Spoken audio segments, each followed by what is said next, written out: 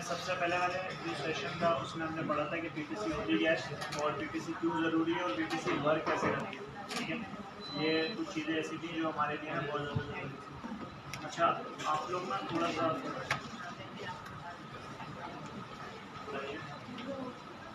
Session होगा तो तवज्जो रखनी पड़ेगी, ठीक है।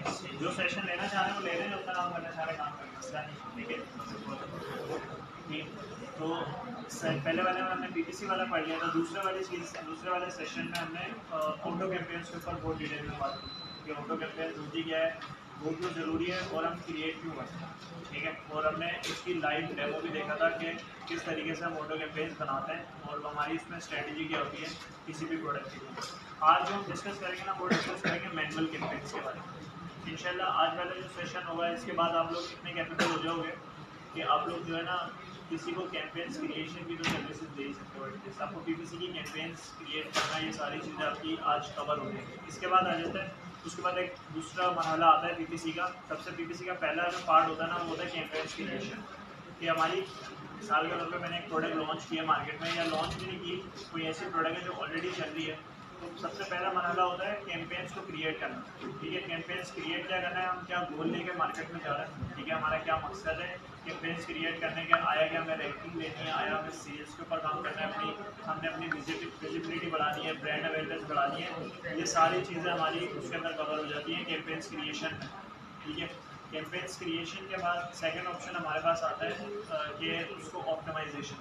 वो हम इंशाल्लाह आगे वाली क्लासेस में पढ़ेंगे कि जब एक कैंपेन्स क्रिएट हो जाती है और जब वो रिजल्ट प्रोड्यूस करती है, जब वो हमें डेटा देना शुरू कर देती है, तो उसके बाद हम उसको ऑप्टिमाइज कैसे करते हैं वो हम आगे पढ़ेंगे।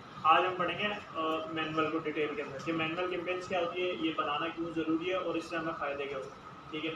तो सबसे पहले एज यूजुअल हम लोग अमेजोन के ऊपर चले जाएंगे। यहाँ पे जाने के बाद कौन सा ऑप्शन में जाना, एडवर्टाइजिंग, ठीक है। एडवर्टाइजिंग में आ गया और कैंपेन मैनेजर में आ गया। मैं जैसे इस पर क्लिक करूँगा अमेजोन मुझे दूसरे डैशबोर्ड के ऊपर ले आएगा, सेरा सेंटर से दूसरे डैशबोर्ड पे, जो कि अमेजोन का एडवर्टाइजिंग का डैशबोर्ड है, ठीक है। ये अमेजोन का एडवर्टाइजिंग का डैशबोर्ड आ गया। और यहाँ पे हमने देखा था कि हम नीचे आएंगे तो यहाँ पे एक ऑप्शन आता है क्रिएट कैंपेन्स, ठीक है। इसके ऊपर मैंने क्लिक कर दिया क्रिएट कैंपेन्स, जैसे कैंपेन्स क्रिएट के ऊपर क्लिक किया है, हमारे पास 3 प्रोडक्ट्स कैंपेन्स की टाइप आ जाती है, ठीक है। ये हमने पढ़ा है, आपको सबको याद हो गया है। ऐसे ही स्पॉन्सर प्रोडक्ट्स आ जाती है, स्पॉन्सर ब्रांड आ जाते हैं और स्पॉन्सर डिस्प्ले आ जाता है। स्पॉन्सर, और हम लोग जिस कैटेगरी में काम कर रहे हैं, कौन सी टाइप में काम कर रहे हैं, प्रोडक्ट, ठीक है। क्योंकि वो दो किस चीज़ के लिए रिक्वायर्ड होती है, ब्रांड रजिस्ट्री के लिए, ठीक है। अगर ब्रांड रजिस्टर्ड है तो मैं स्पॉन्सर ब्रांड भी चला सकता हूँ, स्पॉन्सर डिस्प्ले भी चला सकता हूँ। और अगर ब्रांड रजिस्टर्ड नहीं है, इनिशियली आप लॉन्च कर रहे हैं बगैर ब्रांड रजिस्ट्री वाले अकाउंट से, तो आप स्पॉन्सर प्रोडक्ट चला सकते हैं।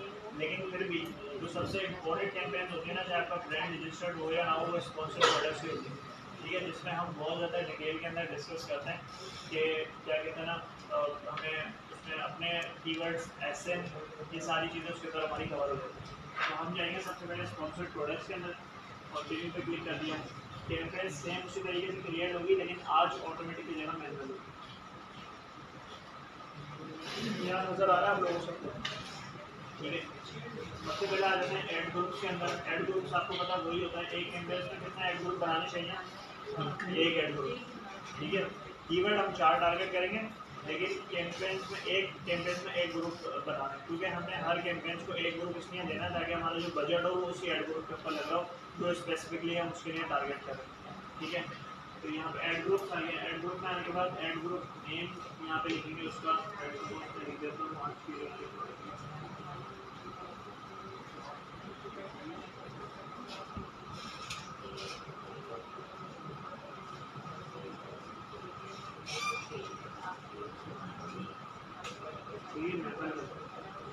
नीचे आ जाते हैं। अब ये सेम वही चीज़ है लास्ट का, कि जैसे आप कैंपेन्स क्रिएट करेंगे सबसे पहले पूछेगा कि आप कौन सी प्रोडक्ट के ऊपर अपनी कैंपेन्स क्रिएट करना चाहते हैं, ठीक है।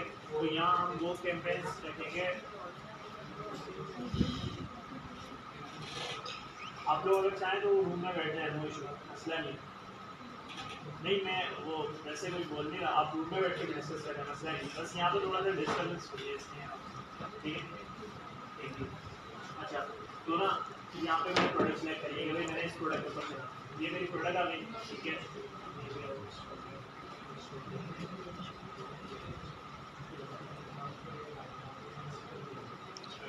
ये मैंने प्रोडक्ट उठाया, उसके बाद मैं नीचे आऊँगा। अब यहाँ पे सबसे पहले हमने ऑटोमेटिक हम पढ़ चुके हैं, आज हम पढ़ेंगे मैनुअल। भाई मैनुअल टारगेटिंग है, जैसे मैंने मैनुअल टारगेटिंग पे क्लिक किया, इसने मुझे ना दो टाइप्स और नीचे दे दी।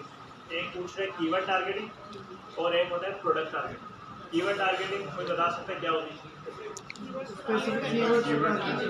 इसके अंदर हम कीवर्ड को सीधा टारगेट करते हैं, कोई भी एक वर्ड, जैसे मिसाल के तौर पे वाटर बॉटल है, ये कीवर्ड है, इसको मैं अगर यहाँ पे लिखूंगा तो मैं कीवर्ड टारगेटिंग पे क्लिक करूँगा अगर मुझे इसको टारगेट करना है। प्रोडक्ट टारगेटिंग में क्या होता है कि हम कॉम्पिटिटर के एसेंट करते हैं, ठीक है। तो कीवर्ड टारगेटिंग, प्रोडक्ट टारगेटिंग में थोड़ा सा दोबारा से इसका रिवीजन करवा देता हूँ। वेब सर्वर में जाकर देखता हूँ, ये हम अपनी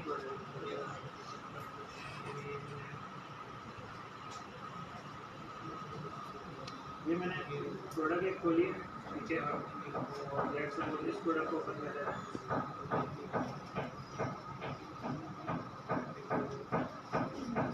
नीचे आते हैं, अब ये जो कीवर्ड है ना, सबसे पहले मैं चेक करता हूँ उसको। जैसे अब ये कीवर्ड है डॉग, इसके ऊपर ये देखें आप 4 एड्स हैं, तो ये इन्होंने क्या किया है, कीवर्ड टारगेटिंग की, ठीक है। इस कीवर्ड को डॉग लीश को इन चारों ने टारगेट किया है, इसलिए इनके यहाँ पे ऐड नजर आ रहे हैं मुझे टॉप के ऊपर चारों, ठीक है।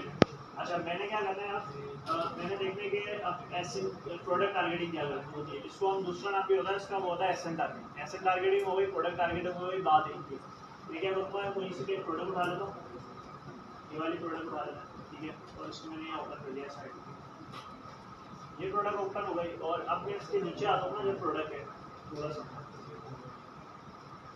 तो देखिए ये यहाँ पे नजर आ रहा है स्पॉन्सर्ड। ये जो इस प्रोडक्ट को इन लोगों ने टारगेट किया है ना, इसको हम कहते हैं एसएम टारगेटिंग या प्रोडक्ट टारगेटिंग, ठीक है, समझ आ गया। तो अब यहाँ पे अमेज़न पूछ रहे हैं कि ये वाली टारगेटिंग करना चाह रहे हो किसी ब्रांड, किसी भी प्रोडक्ट के नीचे आपका यहाँ पे ऐड शो, या आप ये वाली टारगेटिंग करना चाह रहे हो कि आप कोई भी कीवर्ड लिखें और आपकी प्रोडक्ट यहाँ पे शो। तो हम सबसे पहले इसमें डिस्कस करते हैं keyword targeting. Keyword targeting, keyword targeting को हमने सेलेक्ट कर लिया और थोड़ा सा नीचे आ रहा है। कीवर्ड टारगेटिंग में मजीद हमने यहाँ पे डिफरेंट चीज़ें दी, ठीक है। यहाँ पे पूछ रहे हैं कि सबसे पहले तो आप बताओ, ठीक है, कि सजेस्टेड वेट, और ये कीवर्ड जिसने ना खुद ही मुझे निकाल के दी।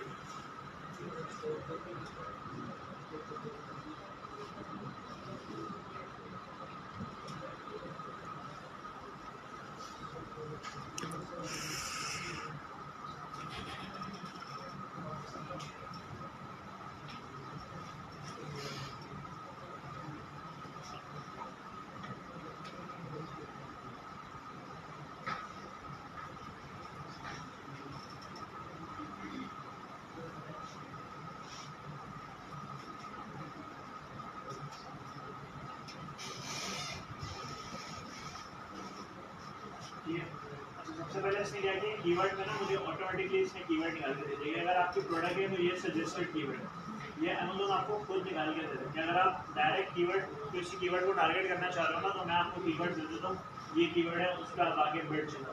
लेकिन हम लोग क्या करते हैं, कभी भी सजेस्टेड कीवर्ड पे नहीं जाते हैं, हम हमेशा क्या करते हैं, अपनी प्रोडक्ट की अलग से कीवर्ड रिसर्च करते हैं, ताकि हमें रेलेवेंसी शीट बनाते हैं, गैप कीवर्ड ढूंढते हैं। गैप कीवर्ड पता है सबको क्या होता है? गैप कीवर्ड जो गैप कीवर्ड वो होते हैं जहाँ पे हमारे मतलब ऐसा कीवर्ड जो कि हमारी प्रोडक्ट से रेलेवेंट हो और वहाँ हमारे कॉम्पिटिटर्स रैंक करके ना बैठे हो, या अगर हो भी तो कॉम्पिटिटर्स न्यू कॉम्पिटिटर्स हो, ठीक है, पुराने ना हो, इन्होंने मार्केट को कैप्चर किया हुआ। तो हम इस तरीके की कीवर्ड निकाल के कोशिश करते हैं इनिशियली वहाँ पे जाके रैंक हो जाए, वहाँ से हमें ऑर्गेनिक सेल्स आए तो फिर हम आगे ग्रो करें मार्केट में, ठीक है। तो हम लोग वो करते हैं। सबसे पहले इसमें हम क्या करेंगे, कीवर्ड टारगेटिंग के अंदर कीवर्ड टारगेटिंग में ना सजेस्टेड दे रहा है, दूसरा होता है इंटर लिस्ट। सजेस्टेड तो मैंने आपको बता दिया हम नहीं करने जाते, ठीक है, हम सजेस्टेड अमेज़न से नहीं लेते। दूसरा बोलते हैं अगर सजेस्टेड नहीं ले रहे ना, तो आप अपनी लिस्ट दे दो कि आपके पास कौन से कीवर्ड है जिनको आप टारगेट करना चाहते हैं, ठीक है। तो यहाँ पे मैं क्या करूँगा, जो मैंने अपनी कीवर्ड बनाई, मिसाल के तौर पर ये मैंने अपनी कीवर्ड रिसर्च की थी, मैं यहाँ से अपने मुझे पता लग रहा है कि मेरे जी ये मिसाल के तौर पर 3 कीवर्ड्स, ये 4 कीवर्ड हैं जिनको मैं टारगेट करना चाहता हूँ, ठीक है, 4 कीवर्ड। मैंने इसको कॉपी किया, मैं यहाँ पे आया, ये चारों कीवर्ड इंटर किए, और आप ऐड कीवर्ड्स पे क्लिक करो। अच्छा, ऐड कीवर्ड्स से पहले ऊपर आपको ये 3 चीज़ें नज़र आ रही है, ब्रॉड, फ्रेज और एग्जैक्ट। ये चीज़ें ना समझना बहुत ज़्यादा ज़रूरी है, ठीक है। ये जब तक नहीं क्लियर होगी मैनुअल का आप सही तरीके से फ़ायदा नहीं उठा सकते। देखें एग्जैक्ट कीवर्ड क्या होता है। मिसाल के तौर पे मैंने आगे लिखा रिट्रैक्टेबल लीश, ठीक है, ये एक कीवर्ड है। अगर मैं यहाँ पे ब्रॉड और एग्जैक्ट से ये चेक हटा देता हूँ और मैं कहता हूँ कि सिर्फ एग्जैक्ट में रहे, ये मैं चारों हटा देता हूँ।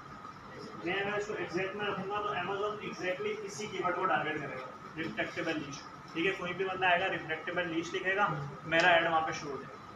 ये होता है एग्जैक्ट। एग्जैक्ट का मतलब ही यही है कि एग्जैक्टली वही टारगेट करेगा जो चीज़ आप अमेज़न को दे रहे हो, ठीक है। दूसरे नंबर के ऊपर आता है फ्रेज। फ्रेज क्या होता है? फ्रेज ये होता है कि जिस कीवर्ड के अंदर भी ये पूरा फ्रेज शामिल होगा ना, अमेज़न उस कीवर्ड को टारगेट करेगा। मिसाल के तौर पे ये रिट्रैक्टेबल लीश लिखा हुआ है, ये कोई आगे लिखता है रिट्रैक्टेबल लीश फॉर डॉग, ठीक है। कोई आगे लिखता है पिंक और आगे यही कीवर्ड लगा देता है। अब इसमें क्या हुआ, जो आपने कीवर्ड दिया था ना इसको अमेज़न को, ठीक है, आपने कीवर्ड ये वाला दिया था रिट्रैक्टेबल लीश। ये जो चीज़ मैंने यहाँ लिखी है ना, ये लिखनी नहीं है, ये मैं सिर्फ आपको समझाने के लिए बता रहा हूँ, ठीक है। जैसे आपने ये कीवर्ड दिया, अब कोई आगे बंदा ये लिखेगा ना रिट्रैक्टेबल लीश फॉर डॉग, ठीक है, ये आगे कोई ये लिखता है पिंक रिट्रैक्टेबल लीश, आपका दोनों जगह पे ऐड शो, यानी कि आपका जो आपने जो भी आपने फ्रेज दिया है मतलब रिट्रैक्टेबल लीश दिया, उसके आगे या पीछे कोई बंदा कुछ भी लगा दे आपका ऐड शो, लेकिन वो फ्रेज एग्जैक्टली वैसा ही होना चाहिए, फ्रेज में कोई चेंजेस नहीं होनी चाहिए। मतलब अगर इसके कोई बीच में आगे कोई लिखे ना रिट्रैक्टेबल फॉर लीश, तो वहाँ ऐड शो नहीं होगा। ये फ्रेज पूरा उस कीवर्ड के अंदर होना चाहिए, अमेज़न जब भी आपको अपना ऐड शो कराए, आपका ऐड शो कराएगा। समझ में आई बात? एग्जैक्ट में क्या होगा, एग्जैक्टली वही कीवर्ड पे ऐड शो होगा। फ्रेज में क्या होगा, उसी फ्रेज के अगर आगे या पीछे कोई भी बंदा आगे कुछ भी कीवर्ड लिखेगा, आपका ऐड अमेज़न वहाँ पे भी शो करेगा, सिर्फ इस एक कीवर्ड पे शो नहीं करेगा, डिफरेंट कीवर्ड्स पे भी शो करेगा। तो यानी कि इस अगर आप रिट्रैक्टेबल लीश को टारगेट करते हो तो ये मजीद आपको कीवर्ड्स निकाल के लाके देगा। अमेज़न इसको टारगेट करते हुए मिसाल के तौर पे इसके आगे पीछे लगा के 20-25 कीवर्ड और बनते हैं, अमेज़न वहाँ पे भी आपका ऐड शो कराएगा और वो भी आपको निकाल के लाके देते हैं। ये हो गई दूसरी। अब आ जाए ब्रॉड के ऊपर, ये होती है फ्रेज। तीसरी होती है ब्रॉड। ब्रॉड में क्या होता है, ब्रॉड में ये होता है कि रिट्रैक्टेबल और लीश, ये दोनों वर्ड अगर किसी कीवर्ड के अंदर आए, फ्रेज में नहीं, एग्जैक्टली ऐसे ही नहीं जैसे लिखे हैं, आगे पीछे करके भी आए तो अमेज़न शो करेगा। मिसाल के तौर पे कोई आगे लिखता है रिट्रैक्टेबल फॉर लीश, आपका ऐड शो। कोई आगे लिखता है अमेज़न रिट्रैक्टेबल, ठीक है,